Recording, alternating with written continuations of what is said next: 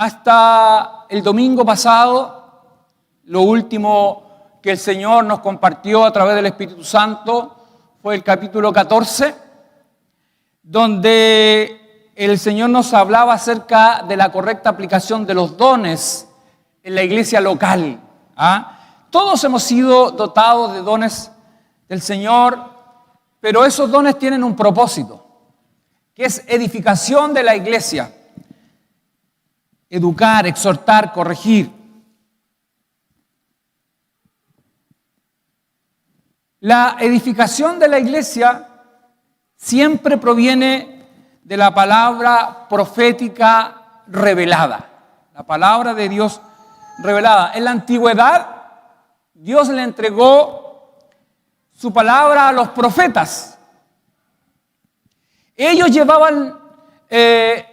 lo llevaban a manuscritos y de esa forma la palabra de Dios se leía cada vez que el pueblo se reunía. En ausencia de los profetas estaban los manuscritos donde el pueblo se alimentaba y leía la palabra del Señor y se reunían para adorar a Dios. Esto se ha hecho a través de la historia. El pueblo de Israel, judíos ortodoxos, todavía lo siguen haciendo. Ellos leen el Pentateuco, que son los primeros libros de Moisés, leen la Tanaj, que son los demás libros que están en el Antiguo Testamento. Me refiero a aquellos que no han creído en Jesús.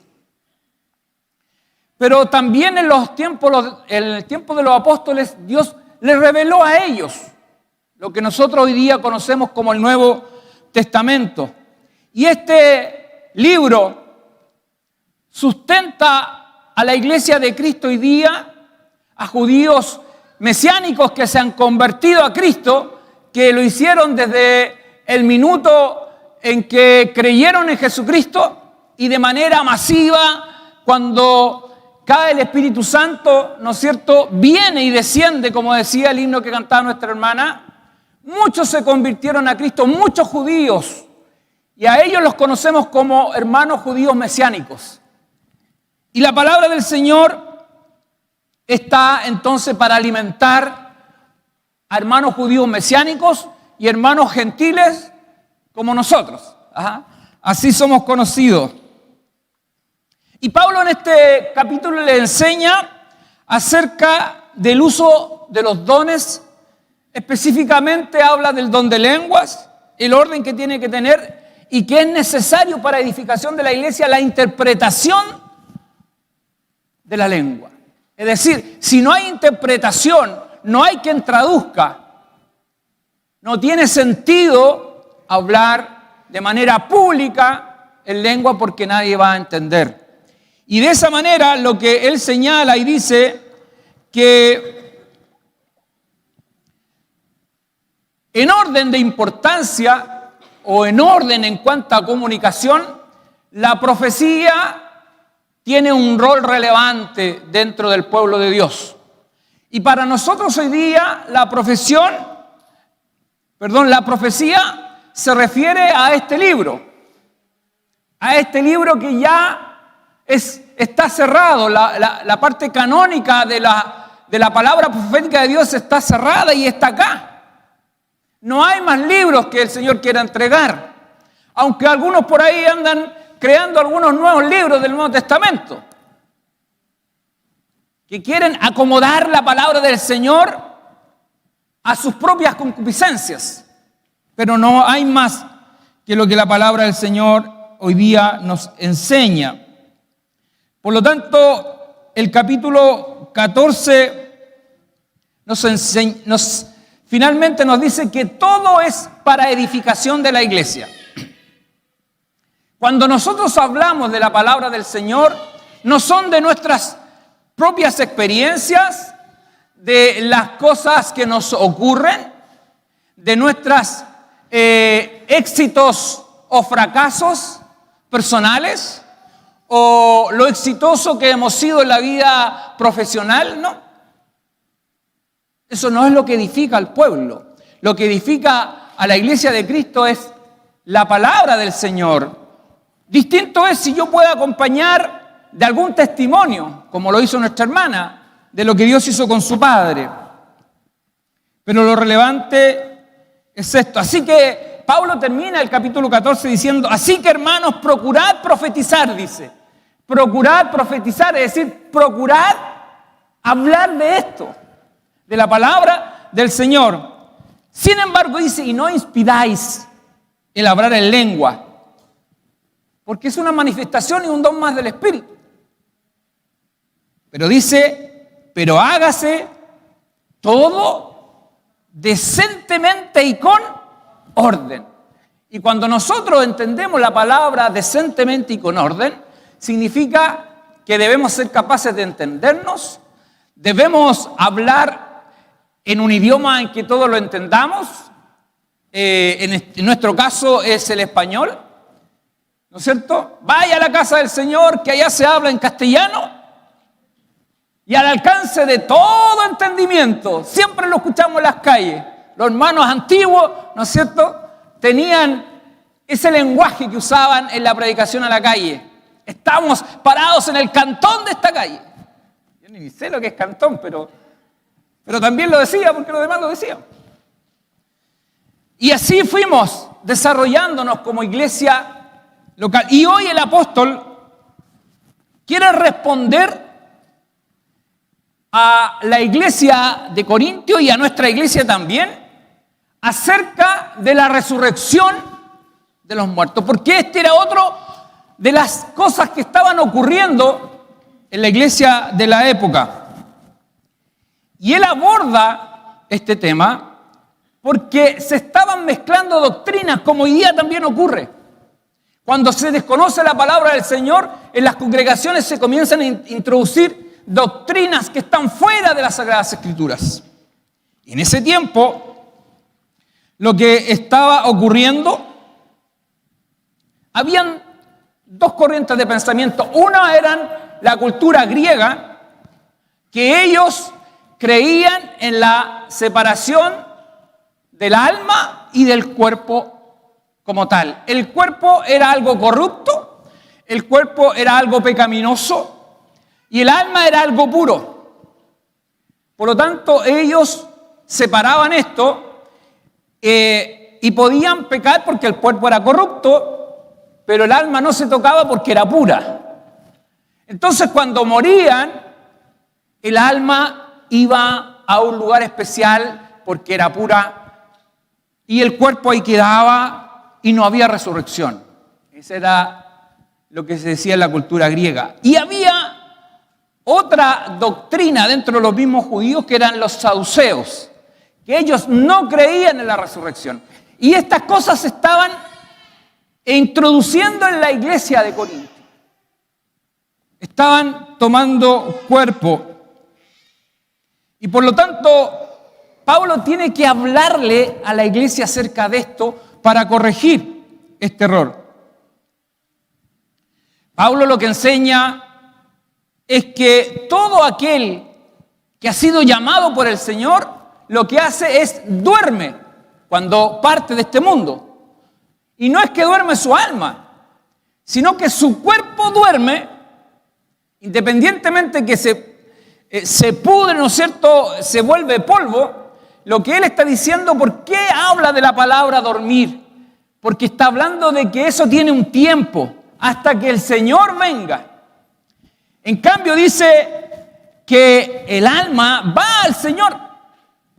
Pablo dice en un minuto en que él está, y lo vimos algunos domingos atrás, para que usted recuerde, él dice, no sé qué es mejor, si quedarme y estar con la iglesia que me necesita todavía, o dice, o estar con ¿quién? Con el Señor, que es muchísimo mejor, dice. ¿Se da cuenta? Entonces, estas dudas se van aclarando en la medida que nosotros vamos leyendo las Sagradas Escrituras. Entonces, cuando el apóstol dice que aquel que parte en el Señor duerme, es porque está hablando de un tiempo en que va a venir el Señor y va a haber resurrección. De otra manera no existiría. El término estaría equivocado. Daniel, en el capítulo 12, Verso 2 dice, y muchos de los que duermen en el polvo de la tierra serán despertados, dice. Lea su Biblia. Aquí no nos enojamos si usted ocupa su Biblia. Así le saca el polvo. Ocupe su Biblia. Daniel 12:2 dice, y muchos de los que duermen en el polvo de la tierra serán despertados. ¿Se da cuenta? Que coincide con lo que el apóstol Pablo está enseñando. Luego dice, unos para vida eterna. Fíjese, dice, unos para vida eterna y otros para vergüenza y confusión perpetua.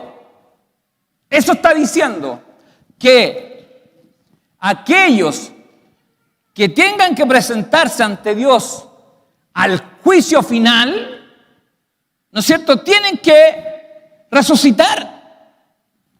Pero dice que resucitarán, dice, para vergüenza y confusión perpetua. Amén.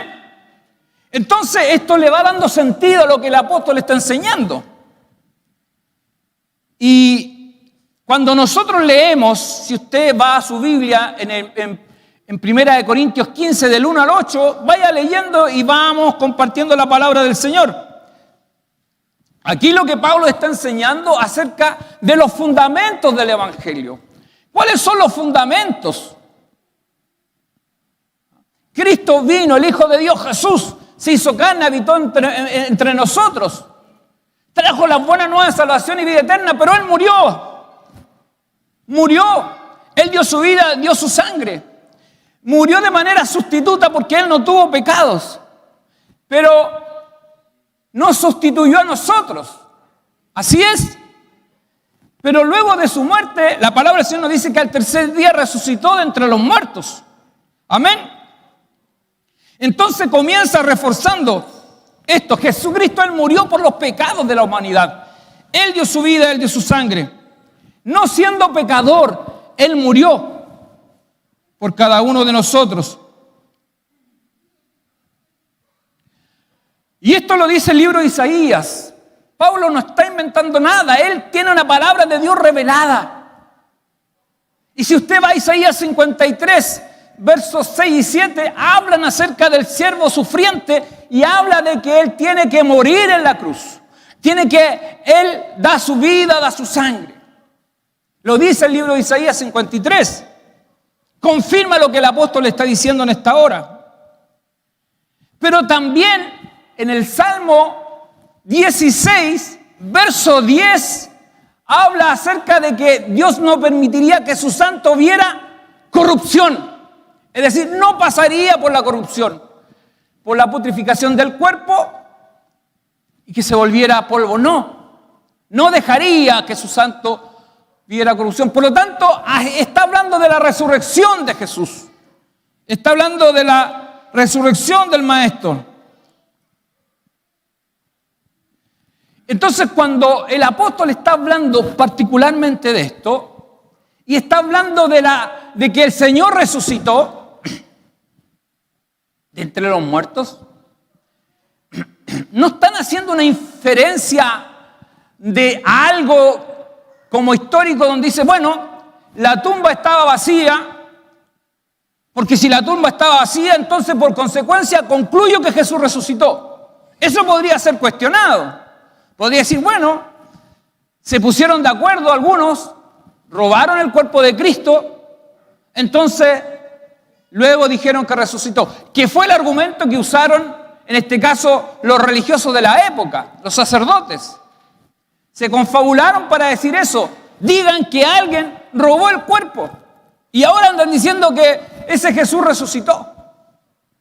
Pero aquí hay algo extraordinario de lo que el apóstol dice. Él parte hablando de esto acerca de la resurrección, pero da argumentos razonables.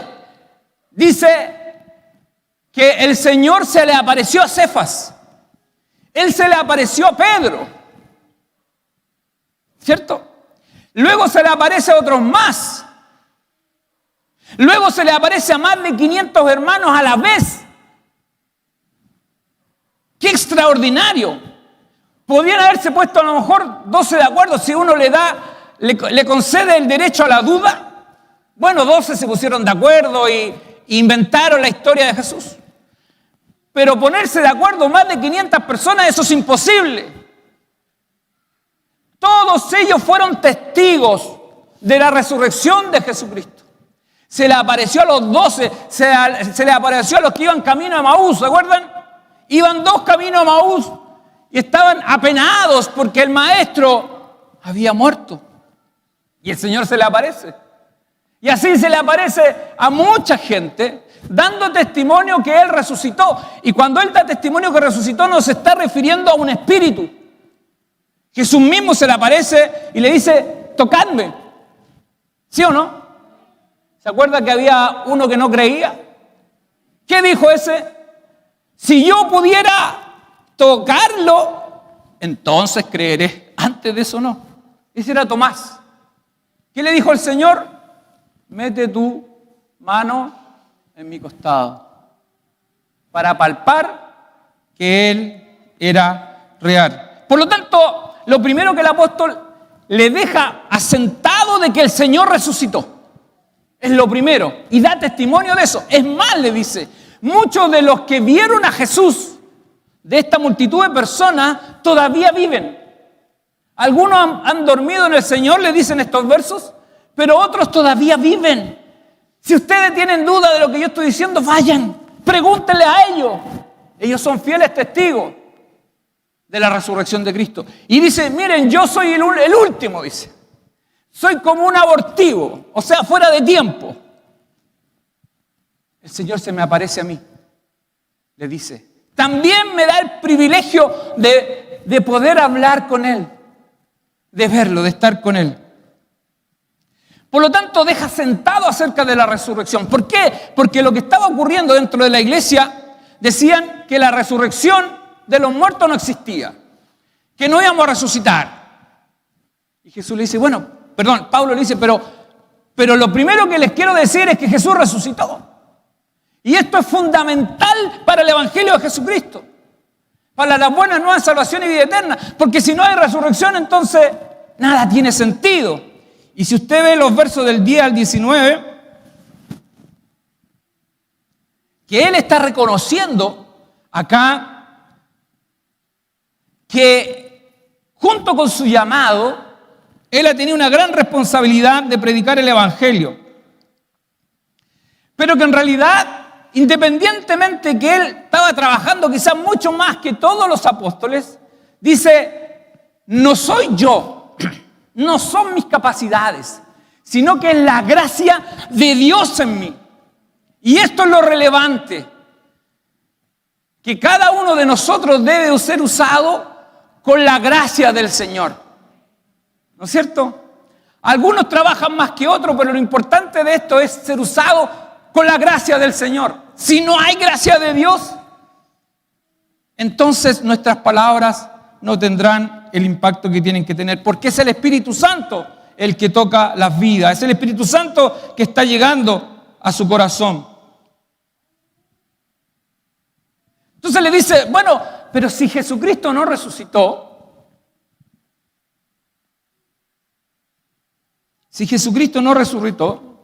y si no hay, entonces, si ustedes están diciendo que no hay resurrección, porque eso es lo que decían, no hay resurrección, es lo que se estaba circulando dentro de la iglesia, no hay resurrección. Y aquí estaban los falsos maestros, estaban los falsos hermanos que se introducían a llevar doctrinas erradas. Entonces le dice, si no hay resurrección, entonces Jesucristo no resucitó.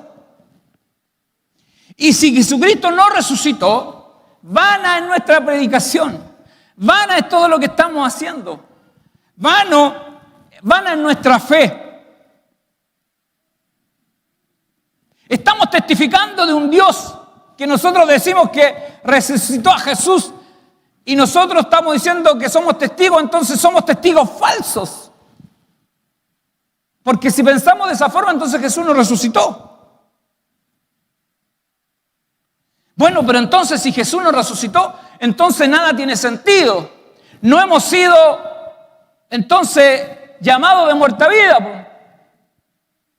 O sea, todo el mundo seguiría en sus delitos y pecados porque en realidad no tendría ni un sentido el Evangelio. Si Jesucristo no resucitó, no habría entonces limpieza de pecados. Entonces dice Pablo, si esto fuera así, si los hermanos que sufrieron, los hermanos que fueron perseguidos, los hermanos que fueron azotados, los hermanos que fueron sacrificados, todo eso no tendría ni un sentido, entonces seríamos dignos de lástima, de conmiseración, porque nada de lo que se creyó tenía sentido. Y nada de lo que creemos hoy día tendría sentido si eso fuera una verdad. Sin embargo, Pablo en los versos siguientes del 20 al 28, usted lo va a ir leyendo en su Biblia, él le dice, no, un momento, más ahora Cristo ha resucitado de los muertos. Es imperativa la frase, ya no es pregunta, no, le está diciendo, más ahora Cristo ha resucitado. Y esto es primicia de los que durmieron, es decir, es algo único que está ocurriendo por primera vez y por lo tanto es primicias, les dice. Y él, a diferencia de otros que por milagro de Dios resucitaron para morir en el ciclo normal de vida, como lo fue Lázaro, ¿no es cierto? Como fue la hija de Jairo, como fue el hijo de la viuda cuando Elías oró por él. Y así hay muchos testimonios de milagros que Dios hizo.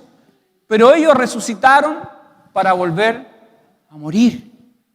Porque así está destinado en la palabra del Señor, que del polvo fuimos tomados y al polvo volveremos. Pero Jesús es distinto. Él resucitó en un cuerpo incorruptible, de gloria. Esa es la gran diferencia. Por eso que es primicia. Y eso es lo que le está diciendo aquí el apóstol.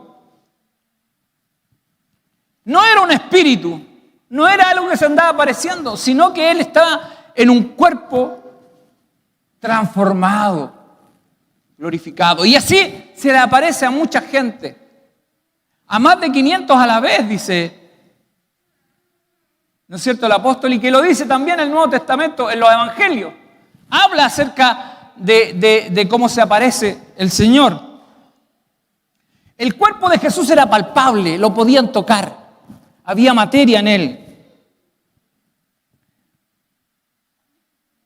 Y de esta manera, Pablo lo que está reforzando es que así como el pecado entró por un hombre, y eso fue, ¿no es cierto?, nuestro representante federal, entró por un hombre y con ello el pecado entró y con ello la muerte, y la muerte pasó a todos. ¿Sí? Así enseña la palabra del Señor. Así también Jesús, que es el segundo Adán, que Él, a través de Él viene la vida. Así es, para todos aquellos que son llamados por el Señor, para ellos es la vida. Y por lo tanto, en estos versos, Él está señalando, en los versos del 20 al 28, está señalando cómo es el orden, cómo van a ocurrir las cosas. Le está revelando algo que el Señor le entregó al apóstol. Primero le dice, Jesucristo es primicia de los que durmieron. Eso es lo primero. Eso es lo que garantiza la verdad del Evangelio, profetizada en los Salmos, profetizado en Isaías, todo profetizado, cumpliéndose en Jesús, el Hijo de Dios. Y en estos versos da el orden, dice, Jesucristo resucitó y es primicia de los que durmieron. Luego dice, en el proceso de resurrección, Jesucristo tiene un orden. Luego dice, los que son de Cristo. Es decir, va a llegar un momento en que resucitarán todos aquellos que han muerto en Cristo. Y como tercero dice, luego de ese tiempo, que es un proceso en los tiempos de Dios, que yo lo desconozco, pero dice, luego en ese orden viene el fin. El tiempo en que Dios estableció para juzgar al mundo con justicia. Tiempo e instancia en que el Señor entregará el reino a Dios y Padre, porque en ese minuto lo que ocurrirá en que todas las potestades, todos los dominios, todas las cosas finalmente serán totalmente puestas ante Dios, e incluso la muerte, porque ya la muerte no tendrá la autoridad que hoy día tiene. Ya no lo tendrá. Dice Daniel en el capítulo 7, verso 14, dice, y le fue dado dominio, está hablando de la autoridad de Jesús. Nuevamente una palabra profética. Y le fue dado dominio, gloria y reino, para que todos los pueblos, naciones y lenguas le sirvieran. Su dominio es dominio eterno, que nunca pasará, y su reino uno que no será destruido. De tal manera que le está enseñando el orden de los tiempos, las cosas que ocurrirán. Y muchas veces, hoy día, hay cierta confusión a veces en el pueblo de Dios, porque hay cosas que están ocurriendo en el mundo y no le tenemos explicación. Hay un proceso que desde la mirada de nuestros tiempos, si bien Satanás, sus potestades ya han sido vencidos, hay un tiempo que tiene que ocurrir para que todo esto quede totalmente sujeto a los pies de Cristo. Se tiene que cumplir la palabra de Dios.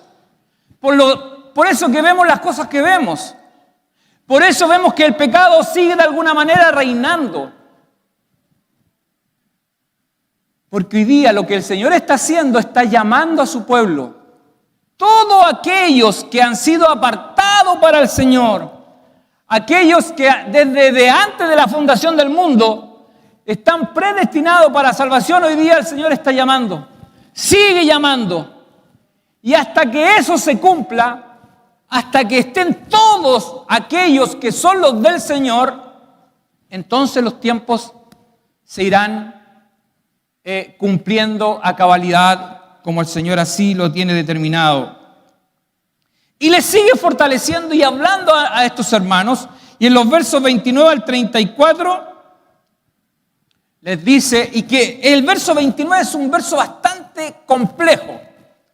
Si usted lo lee, es un verso que a los comentaristas o estudiosos de las Sagradas Escrituras, la verdad es que ha sido muy difícil de explicar. Algunos, de hecho, ni siquiera mencionan un comentario acerca de este texto. Pero hay un comentario de William MacDonald que me hizo mucho sentido y lo quiero compartir con la iglesia.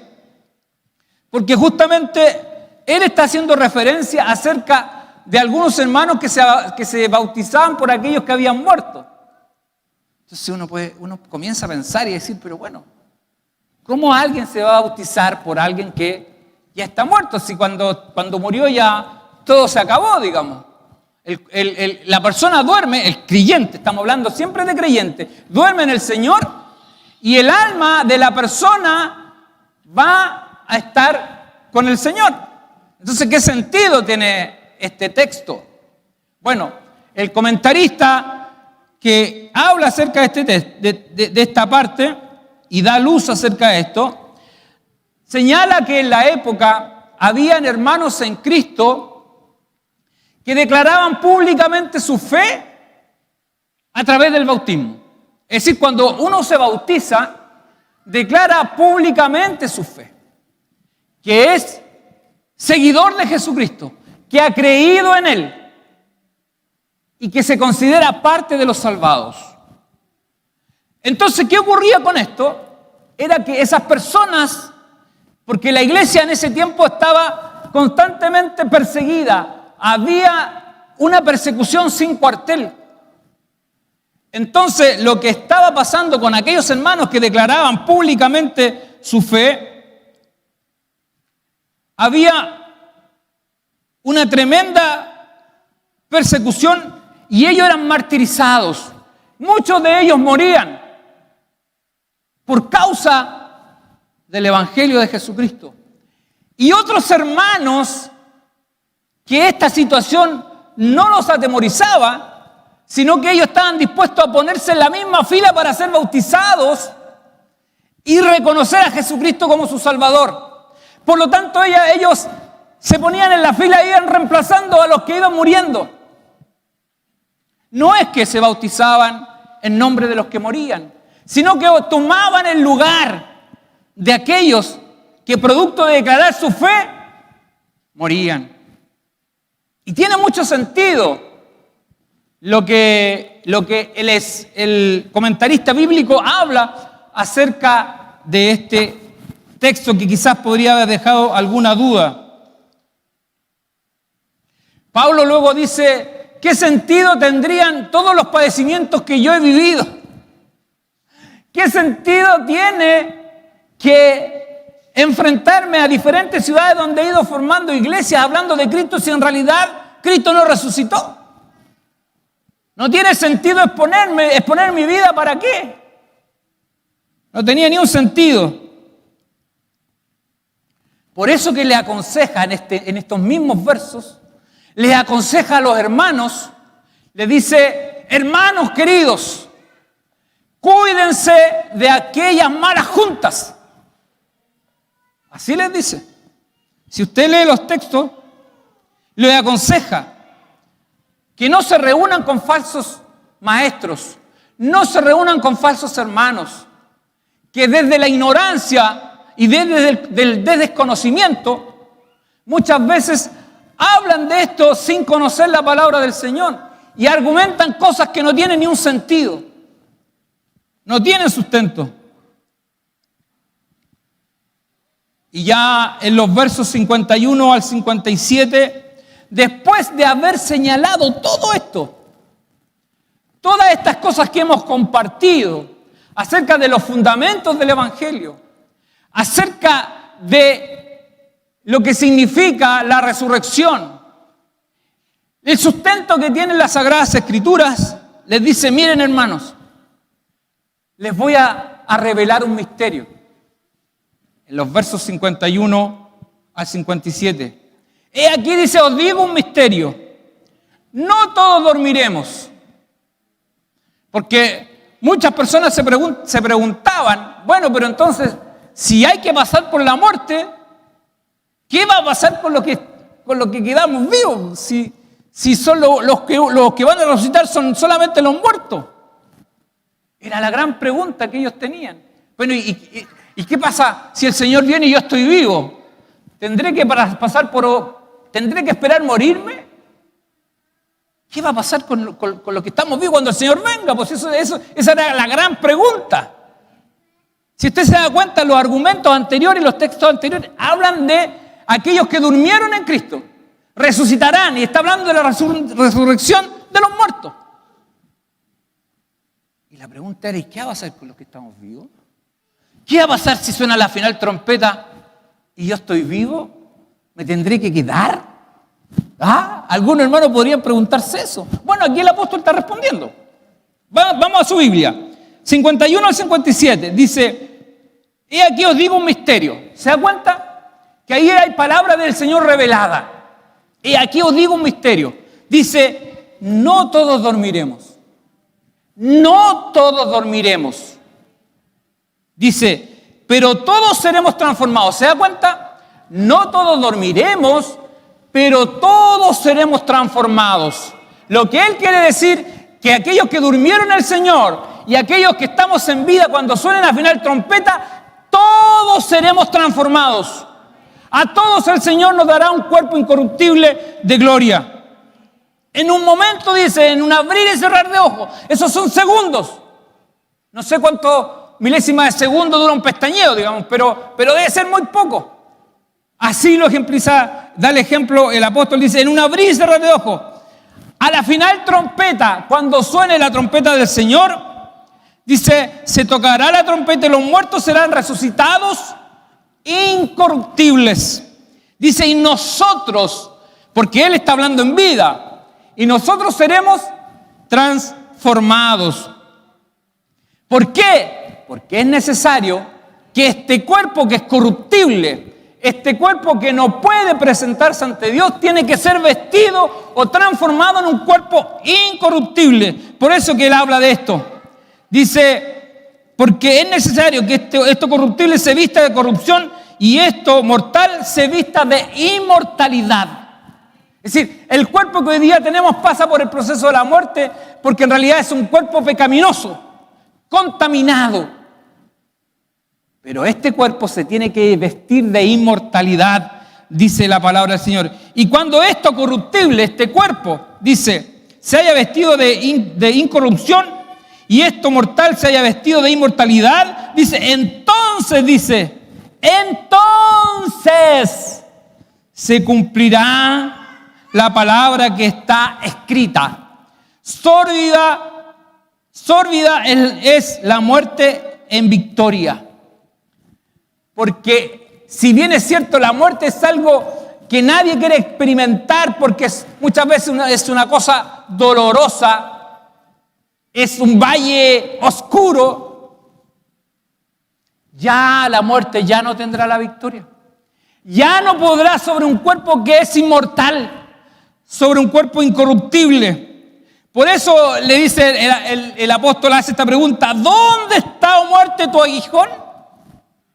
¿Dónde está tu aguijón? Porque la ley era el aguijón, ¿no es cierto?, de las personas, porque lo que hacía la ley era, ponía de manifiesto ¿qué? El pecado del hombre. Y entonces la ley era el aguijón. Y le dice, ¿dónde está, oh muerte, tu aguijón? Porque ya no hay ley. ¿Dónde, oh sepulcro, tu victoria? Porque ya el sepulcro no será necesario para todo aquel con un cuerpo vestido de inmortalidad. Ya que el aguijón de la muerte es el pecado. Y el poder del pecado, fíjese, ahí lo explica detalladamente, la ley. Mas gracias sean dadas a Dios que nos da la victoria. Fíjese cómo termina el capítulo. Por favor, léalo. Dice, más gracias sean dadas a Dios que nos da la victoria. ¿Por medio de quién? De nuestro Señor Jesucristo. Lo que significa que la resurrección de Jesucristo nos asegura la victoria. Por lo tanto, debemos estar confiados que hemos creído en un Dios de poder, que la palabra de Dios es verdad. Ya con esto ya las dudas se habían disipado, las dudas se habían aclarado. Entonces podemos concluir entonces que el fundamento del Evangelio, de lo que usted ha creído, de lo que yo he creído, se sustenta en las buenas nuevas de salvación que el Maestro vino a entregarnos, que Él pagó con su muerte en la cruz de manera sustituta por nuestros pecados, porque Él muere por nosotros. Isaías 53. Y Él resucita, dándonos de esa manera la victoria de que todo aquel que cree en el Hijo de Dios tendrá salvación y vida eterna. Bendito sea el Señor que vive y reina para siempre. Por lo tanto, los padecimientos que quizás como iglesia tengamos que vivir, nosotros como nación o como país no hemos vivido lo que están viviendo en otros lugares. No hay una persecución física donde los encarcelan o los sacrifican. Pero todos aquellos hermanos que han pasado por este proceso y han tenido que soportar esto, lo han hecho con una fe profunda en el Señor. Que llegará el día, llegará la hora en que escucharán la trompeta de Dios. Y aquellos que han muerto o han dormido en el Señor resucitarán primero. Bendito sea el Señor por esto. Y ese día llegará. ese día llegará. Por eso es que cuando alguien de nuestra familia en Cristo duerme en el Señor y parte a su presencia, si bien es cierto, nos genera un profundo dolor la separación, pero junto con eso abrigamos una esperanza, que le veremos un día, que estaremos con nuestros hermanos y que eso será por la eternidad. Por eso que cuando nosotros despedíamos a nuestra hermana María Ceballos, que nos causó una profunda tristeza, junto con ello albergamos una esperanza, que le veremos un día. Y a todos nuestros hermanos que han partido a la presencia del Señor, nuestra hermana Mireya Álvarez, nuestro pastor Enrique, y así podríamos hacer un largo listado de las personas que ya se han ido a la presencia del Señor.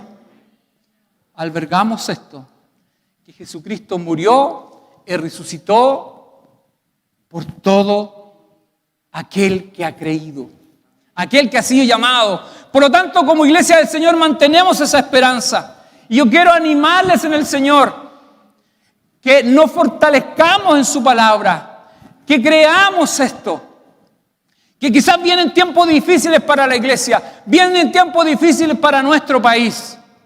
Hoy día ya hay un proyecto de ley que se está discutiendo en el Senado o en el Congreso que habla acerca de las personas que predican a la calle, tienen que callarla porque eso está alterando la paz y la tranquilidad de las personas. ¿Se da cuenta? Ya no podremos quizás tener el volumen como lo tenemos porque eso violenta a otros. Y usted tampoco podrá quizás hablar con tanta libertad de expresión la palabra del Señor porque vamos a ser acusados de que nosotros tenemos una forma de pensar retrógrada que no va acorde a la cultura y al desarrollo que hoy día nuestra sociedad tiene. No sabemos las cosas que tenemos que enfrentar. Por eso que como iglesia tenemos que estar con nuestros fundamentos firmes, con convicción de las cosas que hemos creído, para que nada ni nadie nos mueva de los fundamentos de nuestra fe. Nada ni nadie nos mueva de las cosas que hemos creído. Y como iglesia tenemos que seguir fundamentando nuestros principios en la palabra de Dios revelada. Esto es lo que nos va a dar el sustento.